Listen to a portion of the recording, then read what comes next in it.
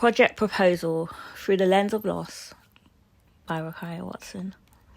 So the structure of this presentation will firstly start with the introduction, topic context, research inquiry, then an overview, a research context, target audience, followed by the methodology, outcome, and then finally the timeline. Introduction, grief. An emotion often beyond words finds resonance in visuals. This photo essay traces the arc, capturing moments of pain, resilience, and eventful healing. Through images, it charts the journey from darkness to the flicker of hope, inviting you to witness the unspoken language of grief. Topic context. So, I originally wanted to do something around mental health, but I was advised to do something quite niche. So I picked grief because it's a very personal topic for me. For a background, I dealt with grief in a short period of time, or my first insight to grief was over a short period of time. So I lost my granddad to cancer in January, and then in the same year of May, I also lost my best friend on holiday. So this was definitely the first time that I kind of lost people so close to my heart. And I feel like losing them and going through this journey and going through the stages of grief has really changed my perspective on life and kind of shaped me as the person that I'm becoming now. I'm obviously not over it. I'm still healing, and if I'm honest, I don't think I'll ever get over it. But in saying that, I feel like I'm over the worst of it. So I feel like I'm ready now to talk about it, express my journey. So that's why I picked it. Also, going through the grieving journey, you quickly realise there's no right way to do it. There's no how, a guide of how to do it. So I kind of want this, the outcome of my project to provide comfort for people dealing with grief, and basically also resonate with other people. I want people to emphasize and sympathize through it. And also by me also doing this project based around grief, it kind of gives me an outlet as well, which will help hopefully with my healing journey. Research inquiry. So as you know, I picked grief, so I started researching the stages of grief. I also research grief linked with mental health, cultural differences in grief, and how different cultures deal with it, or their rituals towards grief, or death, should I say. I also researched grief represented in photography, because I knew I wanted to do photography straight away. I did grief and art therapy, and then I came up with a target audience is going to be relatively young people, so from 16 to 30-year-olds.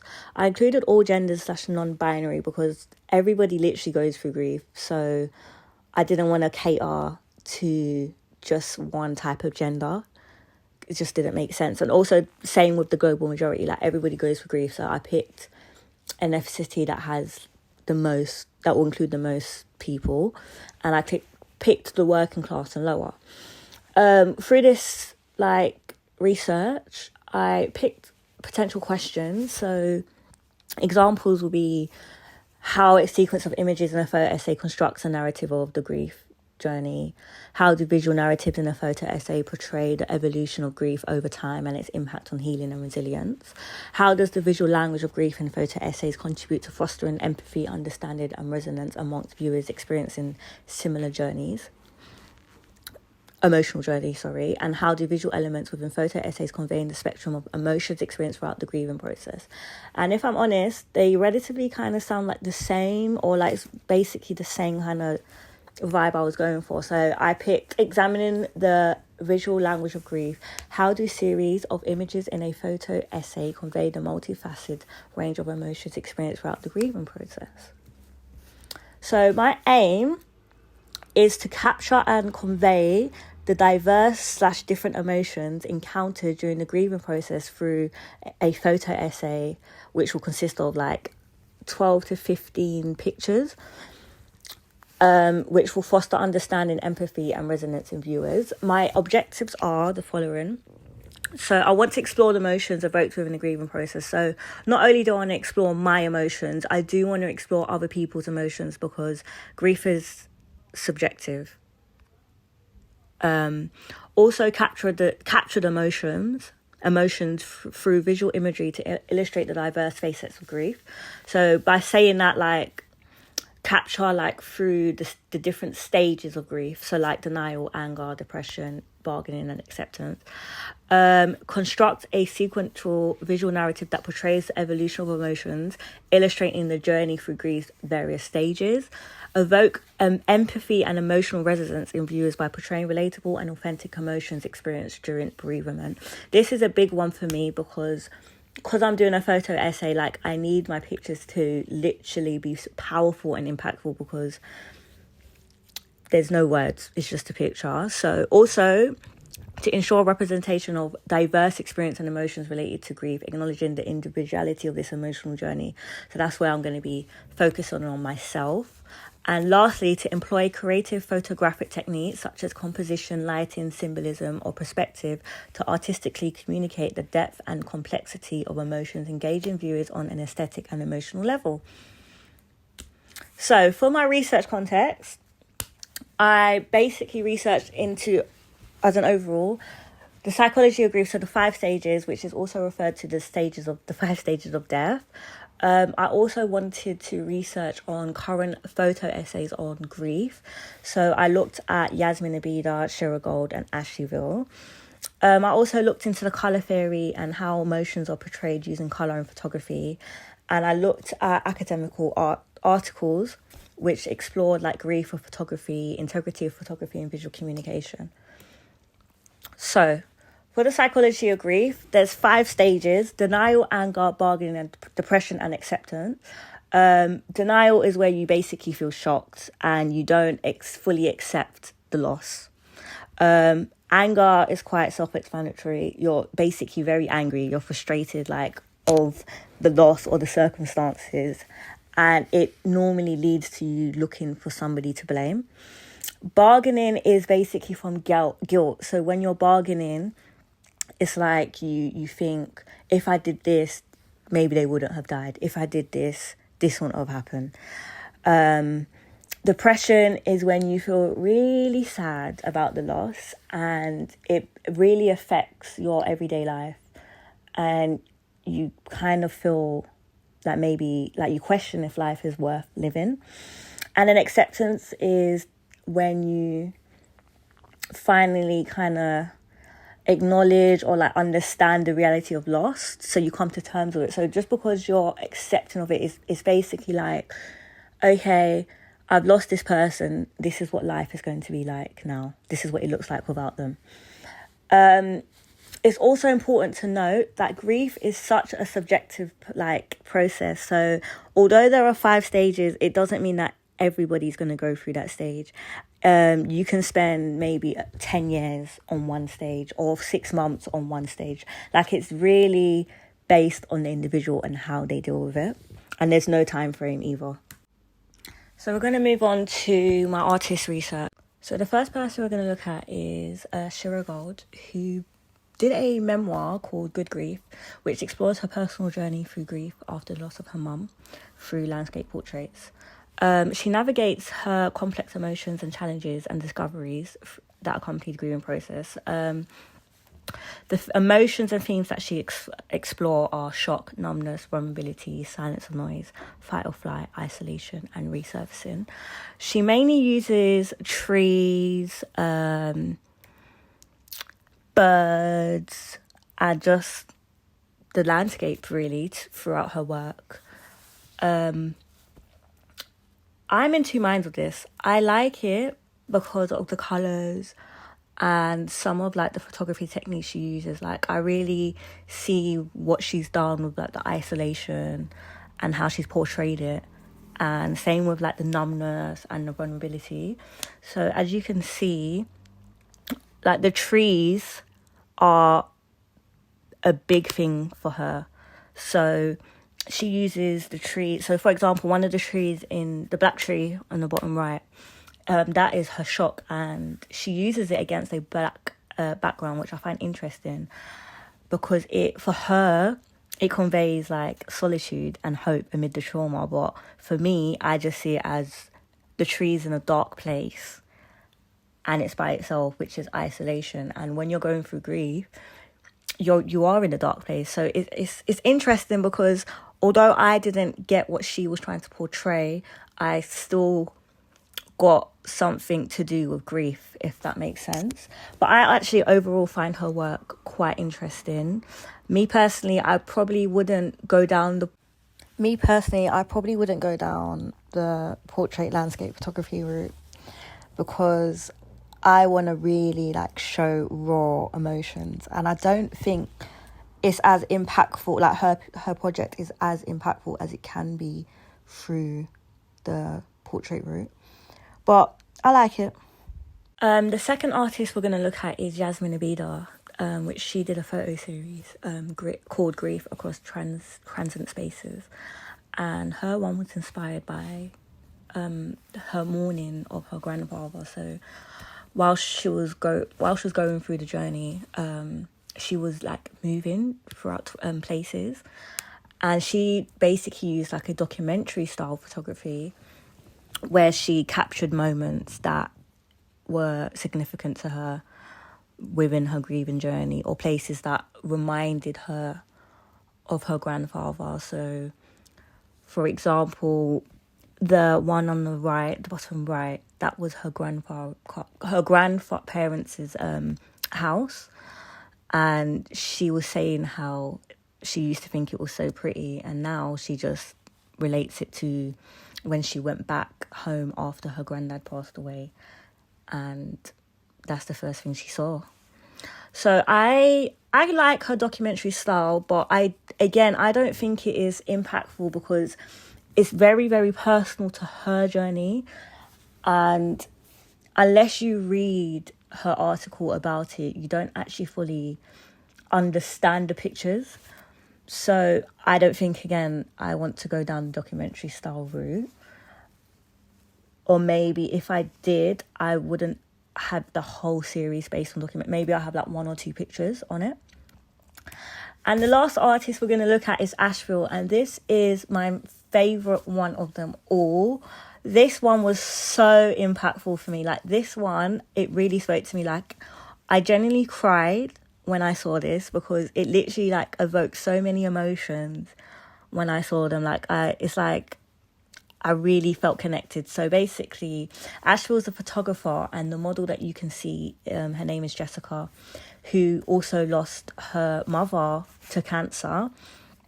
And they literally photograph all of the stages that Jessica has gone through. So right now you can see like anger, and even the colours, like the colours are not, well, except from one of the pictures, like the colours are not so dull. They're quite bright, but the picture itself, like you can really see the anger emotion. So this is kind of what I want to show within my work.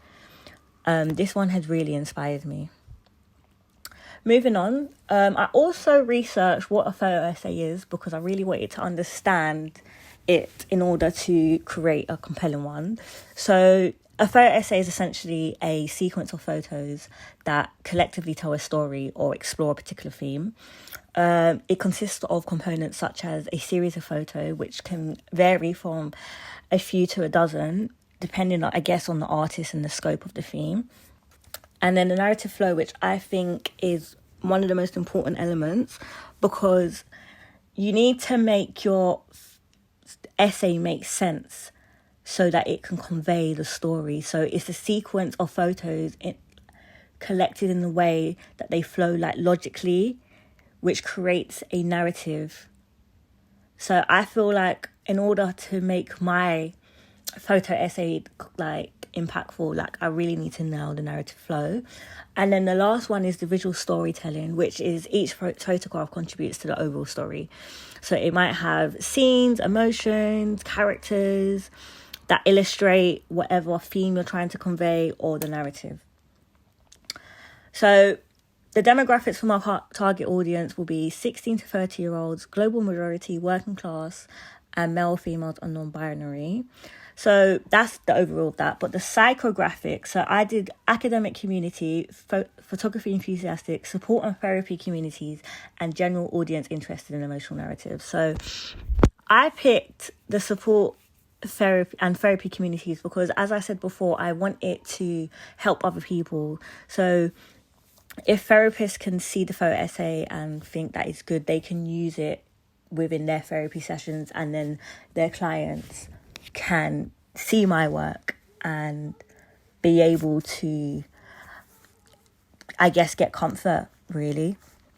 Photography enthusiasts. Obviously, a photo essay is all photos. So I did that because people that are passionate about photography and storytelling through visuals can see my work and hopefully understand how emotions can be communicated and portrayed, like in a photo essay. Academic community as well. So people, it kind of links to the therapy communities, because people that are studying psychology, so psychologists, they can see my work. And people that generally just like art or photography, you know, that are interested in emotional storytelling and they want to learn or understand how a series of images can effectively convey the emotions experienced during the grieving journey in this particular module. So for my research, I'm going to take the phenomenological approach, where my research methods will be case studies. So I will use like specific case studies, such as like the photo essays that I showed you before, to methodology. So my approach will be the phenomenological approach, because essentially it seeks to explain the nature of things through the way people experience them. So to be more specific to the project, I will explain the nature of grief, or the journey of grief, of how I experienced it. It will be mainly qualitative research. So I will look at case studies. So for example, the photo essays that I looked at, that I mentioned before, that will be one of my research methods. I'll also conduct like a questionnaire, because although this project is about my grieving journey, I do want to compare other people's emotions and stage that they gone through grief, and see if I can get a deeper understanding of my emotions through them. And I'll also look at literature reviews to explore the academic studies on grief and photography. So my intended outcome for the project is to create an authentic photo essay, which will consist of 12 to 15 images that authentically capture the diverse spectrum of emotions that are encountered throughout the grieving process. That's what I want at the end of the project. So I did a timeline for this semester, a Gantt timeline, and currently I've completed everything. The only thing that's left to do is submit, obviously. I also have like a draft timeline for semester 2. So in January, I want to start my pre-production. So by doing that, I want to research more deeper into other photo essays, not just on grief, so I can understand more of what makes a good photo essay, what makes a bad one. I also want to start mind mapping my grieving journey. So for example, like the stages I went through, what was significant at them stages, what emotions did I have, and, you know, just start to think about images that can really capture them moments. And then I also want to do a questionnaire for people that have gone through the grieving journey, because although the photo essay is about me and my emotions, I also want to understand other people's emotions that have gone through it, and in a way compare them. So maybe that can give me a deeper understanding of my emotions as well. And then by February, I want to create a shot list of the shots, obviously, and then start the first section of the essay. And by the end of the month, or mid-February, I want to submit that draft for feedback. And then by March, I would like to adjust the essay based on the feedback that I've got. I also want to start going on shoots, and I'm aiming to go for 2 shoots a week. And then I want to start section 2 of the essay and also submit it by the end of the month, that being March, so I can get feedback. So by April, I should be finishing off the shoots and make adjustments again on the second section of the essay based on feedback. And hopefully by then I can actually start editing the photos. so that when it comes to May, I can work on the last section of the essay and then proofread it and submit it one last time for a feedback, and also feedback on my photo essay, and make adjustments and then eventually submit. Thank you for listening.